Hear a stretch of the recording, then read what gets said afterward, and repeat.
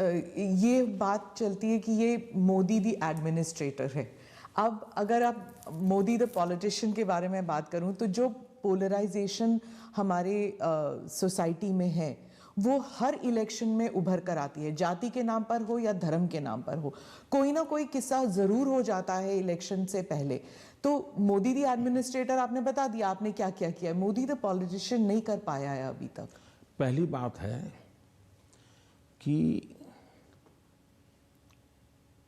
Bharatiya Janata party, उसका मंत्र है सबका साथ, सबका विकास, सबका विश्वास और सबका प्रयास।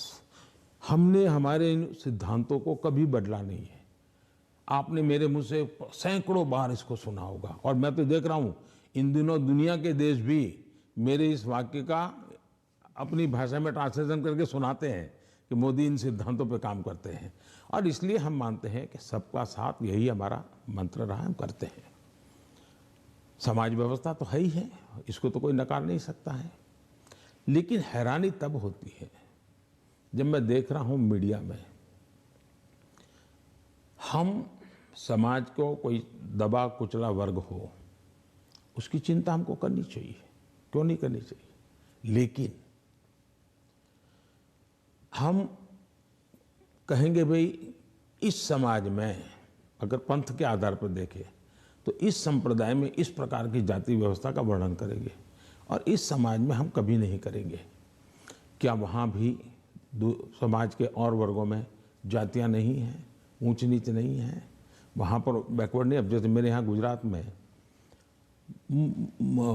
मुस्लिम संप्रदाय में मैं समझता हूँ कि 70 जातियाँ ऐसी हैं जो ओबीसी हैं और मेरे गुजरात में जब मैं था उनको ओबीसी की कैटेगरी में बेनिफिट मिलता था। लेकिन कभी मैं मीडिया में नहीं देख रहा हूं कि भाई वहां कितने ओबीसी को टिकट मिला, वहां कितने पिछड़ों को टिकट मिला, कुछ नहीं। तो ये इस प्रकार की राजनीति कौन करते हैं जी? क्या इसे बाहर आना चाहिए कि नहीं आना चाहिए? हम टिकट देंगे तो भी जाति के आधार पर बंटवारा शुरू कर देते हैं, ये इसी भाषा में वर्णन करते हैं। किस जाति का कितना वोट मिलेगा ये भी कह रहे हैं। हम ये सारी भाषा को बदलना चाहिए और इसलिए सबका साथ सबका विकास हम उसी मंत्र को लेकर के चलना चाहते हैं, ताकि हमारा मत है कि देश की एकता देश को आगे ले जाने के लिए बहुत आवश्यक है। पर जो अल्पसंख्यक हैं वो दरार में गिर जाते हैं, वो जो फिशर्स होते हैं उनमें गिर जाते हैं। जो वो आपने तो कई सारे उदाहरण दे दिए जहां पर वो जैसे आपने कहा कि कार्ड यहाँ पर भी इस्तेमाल हो सकता है, वहां पर भी इस्तेमाल हो सकता है, बहुत सारे योजनाएं हैं। लेकिन जब ऐसे पोलराइजेशन के जो किस्से हो जाते हैं तब क्या होता है, मीडिया में भी आ जाता है। और जब मीडिया में आता है minorities are not safe in India, international media में भी आ जाता है। जो पूंजी निवेश करना चाहता है बाहर बैठ के वो सोचता है यहाँ पॉलिटिकल अनरेस्ट है, मैं क्यों यहाँ पर पैसे लगाऊं। तो एक आज विश्व में भारत ने अपनी एक अच्छी पहचान भी बनाई है और वो मीडिया की ताकत से भी आगे निकल गई है।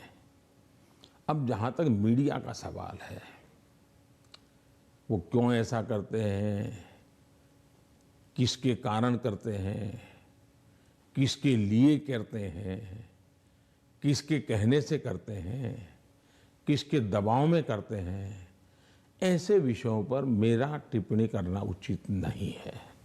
लेकिन मेरा इतनी समझ जरूर है कि मीडिया वर्ल्ड में भी एक बहुत बड़ा कंपटीशन है।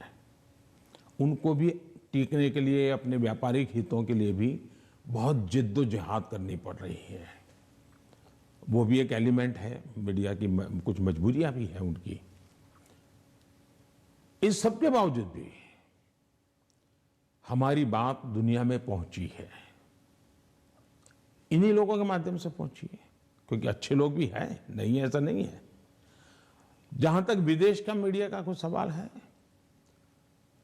दुनिया में मैंने देखा है कि कोई ही देश होगा, रेयर एक्सेप्शन, मैं भारत की बात नहीं कर रहा हूं, मैं बाहर की बात कर रहा हूं, कि जहां का मीडिया अपने देश के हितों के खिलाफ कुछ करता हो, कभी नहीं करते।